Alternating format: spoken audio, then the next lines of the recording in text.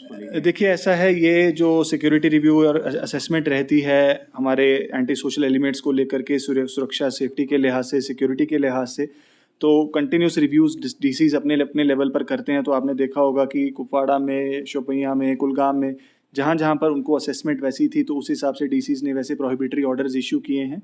और वक्त ब वक्त ऐसे जो असेसमेंट्स हैं सिक्योरिटी की, डीसीज़ अपने लेवल पर करते हैं। और जैसे ही कुछ ऐसे मेजर्स की ज़रूरत पड़ती है, ताकि कुछ ऐसे एंटी सोशल एलिमेंट जो इस चीज़ों का फ़ायदा लेते हैं, और बहुत सारे लोग हम देखते भी हैं कि इसकी चपेट में आते हैं, तो उनको बचाने के लिए और सोसाइटी के ओवरऑल इंटरेस्ट में ऐसे फैसले लिए जा रहे हैं।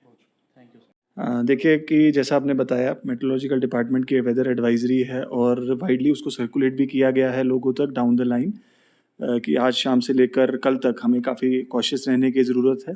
और कश्मीर के लिए ये अच्छी बात भी है, क्योंकि स्नो सीज़न का हम सभी लोग इंतज़ार कर रहे होते हैं, और लास्ट वीक की जो स्नो सीज़न रही उससे भी जो टूरिस्ट फुटफॉल है काफ़ी बढ़ा है। और अभी आगे भी हम उम्मीद करते हैं कि नए साल का जैसे आगाज़ हो रहा है, तो टूरिस्ट फुटफॉल इस स्नो को देखते हुए और बढ़ेगा, और इनफैक्ट बढ़ भी रहा है।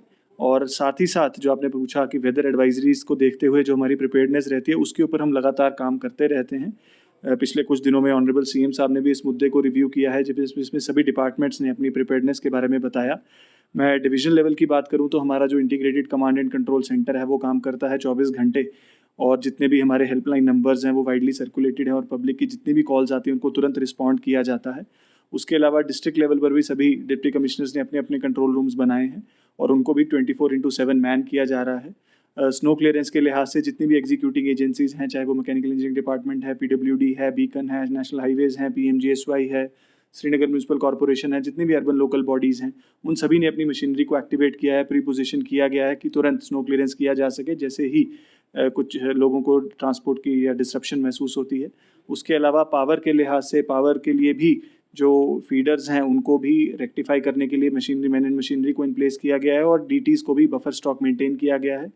ट्रांसफार्मर ऑयल का भी बफर स्टॉक को इस बार एक्सेसिव कैपेसिटीज़ में हमने रखा है, ताकि लोगों को किसी प्रकार की मुश्किलात ना आए। Food and civil supplies department ने अपनी डंपिंग को पहले ही वक्त रहते हुए 30 नवंबर तक सभी जगह पे कंप्लीट किया था, बॉर्डर एरियाज में भी। और जो हमारे 893 स्नो बाउंड स्टेशंस हैं, वहाँ पर भी अगले 4 महीने के लिए राशन को डंप किया गया है। एलपीजी स्टॉक्स की भी डंपिंग की गई है।